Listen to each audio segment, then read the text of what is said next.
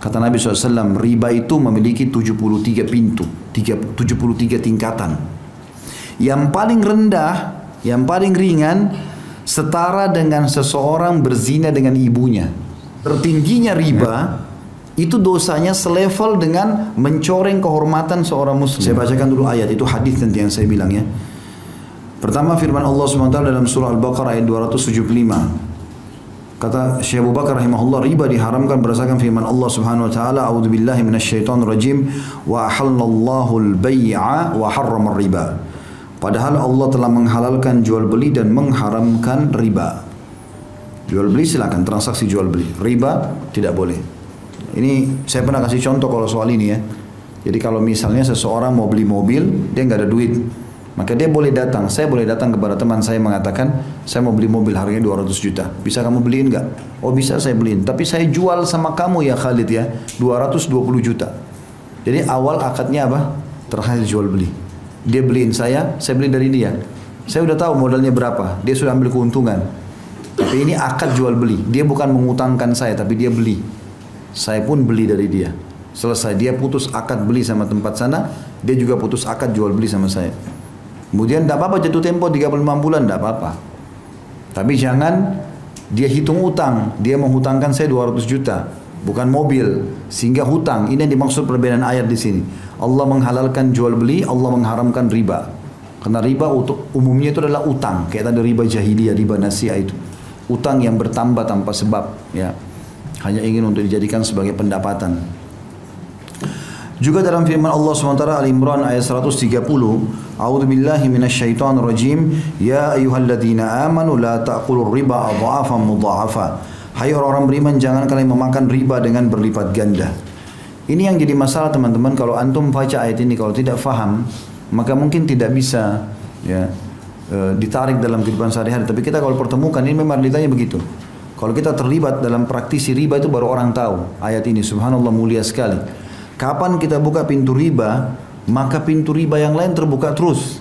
Sekarang antum kredit, dia lihat 3 bulan saja kita sukses membayar, atau 6 bulan, dibukain lagi. Hah? Jadi terbuka lagi pintu riba yang lain.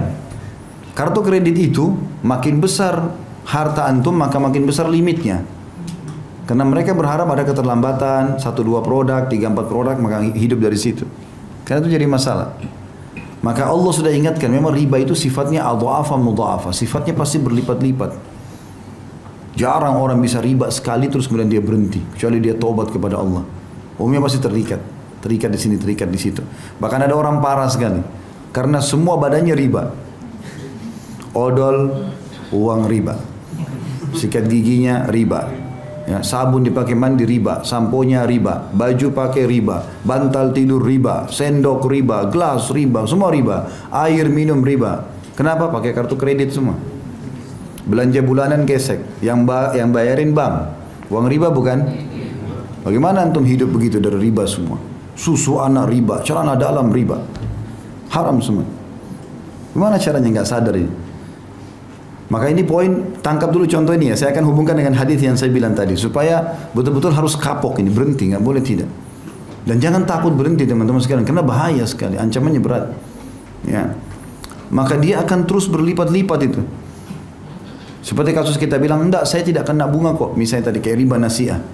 Tapi kalau antum telat jam 12 malam lewat 1 menit saja, udah kena. Oh kan bunganya cuma 50 ribu, bukan masalah 50 ribunya, kena hukum ribanya. Riba itu mau 1 rupiah ke atau 10.000 rupiah, sama saja. Dia intinya kena riba. Itulah. Kemudian Nabi SAW merincikan kedua ayat di atas. Sabda pertama adalah hadits Abu Dawud nomor 333, Ibnu Majah nomor 2277 dan Tirmidzi nomor 1206, dan beliau mensahihkannya. Kata Rasulullah SAW, la'anallahu akilar riba wa mu'kilahu wa syahidaihi wa katibah.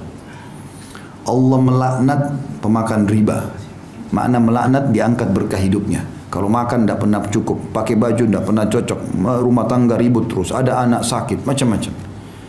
Allah melaknat pemakan riba, pemberi riba, yang mengambilnya dan yang memberikan, 2 orang saksinya dan pencatatnya, pegawai, staf, tulis, tanda tangan, ya segala macam sama.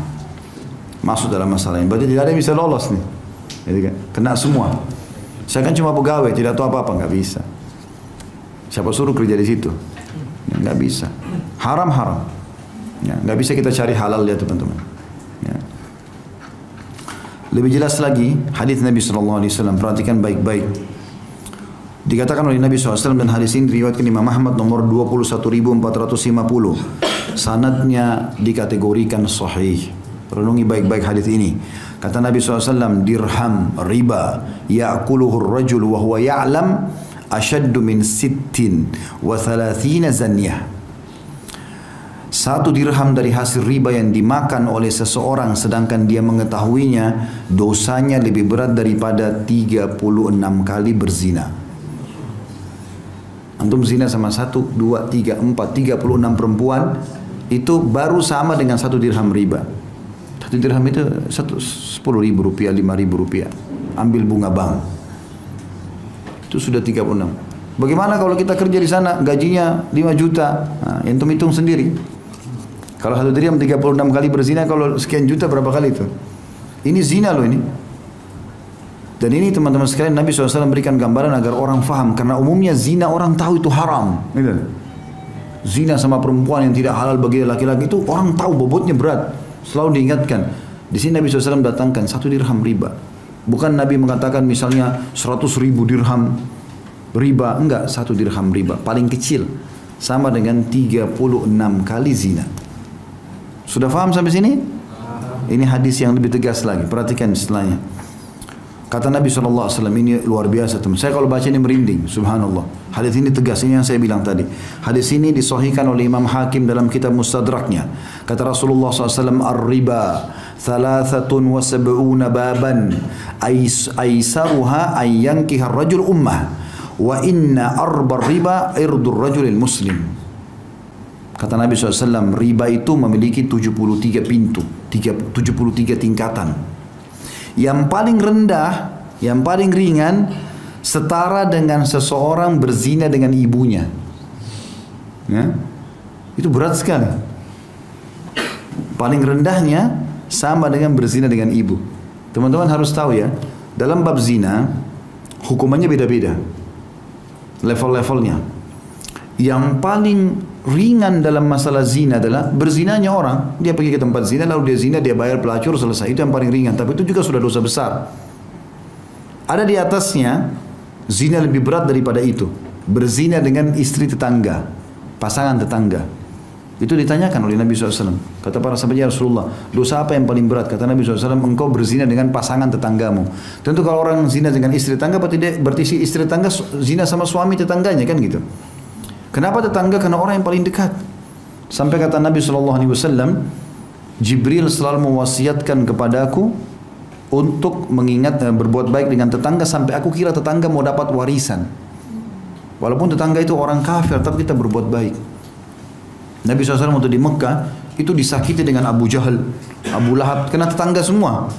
Nabi SAW tinggal di rumahnya Khadijah. Khadijah rumahnya di komplek mewahnya Mekah. Sebelahnya toko-toko Quraisy semua. Hampir tiap hari pintu rumahnya ditaruh kotoran, taruh sampah. Nabi SAW sambil senyum, mengangkat sambil mengatakan, beginikah kalian bermuamalah dengan tetangga? Nabi nggak balas, karena tahu ini bahaya. Kalau dibalas maka hukumannya sama nanti. Gitu. Jadi ini luar biasa. Gitu. Zina dengan tetangga. Lebih lagi di atasnya, zina dengan istri mujahid. Jadi kalau ada orang pergi jihad, istrinya si mujahid itu seperti ibu kita. Kata Nabi SAW, kedudukan istri para mujahid sama dengan ibu-ibu kalian. Seperti kita hormati ibu kita, harus hormati walaupun istri mereka masih muda. Bukan malah datang diganggu. Karena perempuan lemah. Pada saat suaminya jauh, dia bisa digoda. Laki-laki bisa memberikan hadiah, bisa berikan perhatian. Apalagi mereka pakai perasaan. 1 bulan, 2 bulan suaminya pergi, mulai ada WA syaitan. Kenapa sayang, butuh bantuan apa? Ini kalimat syaitania. Orang bisa tergoda. Kalau sampai dia berzina dengan istri mujahid, walaupun itu perempuan memang dasarnya juga dia berdosa. Tapi ini yang menzinai itu dosanya berat sekali. Kata Nabi SAW, si mujahid itu akan didatangkan hari kiamat. Dengan si pelaku selingkuh dengan istrinya, lalu Allah bebaskan dia mengambil pahalanya sesukanya. Kata Nabi SAW, ya, kata Nabi SAW, apakah kalian kira si mujahid akan sisakan pahalanya? Tanda tanya. Nggak mungkin. Dia pergi jihad, berperang jalan Allah, antum datang ganggu istrinya? Hah? Nggak boleh. Makanya perempuan yang sudah bersatu suami, antum kasih X besar-besar. Sudah selesai urusannya. Mau cantiknya seperti bulan, ada cerita. Udah haknya si laki-laki itu. Karena tidak ada poliandri dalam Islam. Nggak mungkin lagi perempuan punya dua suami. Haram. Ya. Antum minta kepada Allah diberikan istri yang baik. Kalau sudah jadi istri orang, selesai urusannya. Jangan pernah sentuh wilayah itu. Karena ada orang punya penyakit itu. Pernah ada orang tanya saya di pengajian, Ustaz, saya punya masalah dalam ini zina karena saya suka ganggu istri orang. Karena dia berpikir kalau orang sudah menikah, mudah kalau dia berzina pun tidak ketahuan karena sudah ada suaminya. Beda kalau masih gadis nanti hamil di luar nikah. Makanya dikasih posisi dalam zina tinggi. Yang lebih tinggi lagi daripada istri mujahid adalah berzina dengan mahram. Anak sama ibu, anak sama ayah, ya, saudara sama saudarinya, ini paling tinggi. Sampai kalau zina sama mahram ini, kan hukum zina itu teman-teman kalau dia berzina kepergok sebelum nikah, dia tidak menikah, masih bujang atau gadis, hukumnya dicambuk 100 jera dan diasingkan 1 tahun. Tapi kalau sudah nikah dia apa? Dirajam, gitu kan. Tapi khusus yang zina sama mahramnya, mau sudah nikah atau belum nikah, rajam langsung, hukuman mati. Karena bahaya kalau lahir, kalau hamil pun ini bahaya, anak ini statusnya gimana? Masuk dalam mahram, hati-hati, mantan pasangan orang tua. Ya, misal seorang duda punya 3 anak laki-laki. Umurnya si duda ini 50 tahun, anaknya paling tua umur 25 tahun misalnya. Lalu sekarang dia nikah lagi sama perempuan umur 20 tahun. Berarti istrinya sekarang lebih muda daripada anaknya yang pertama. Tetap ini ibunya ini. Mahram abadi. Kalau ayahnya sudah menikah, ini ibunya. Seperti ibu dia, mustahil. Nggak ada apa-apa, nggak boleh apa-apa.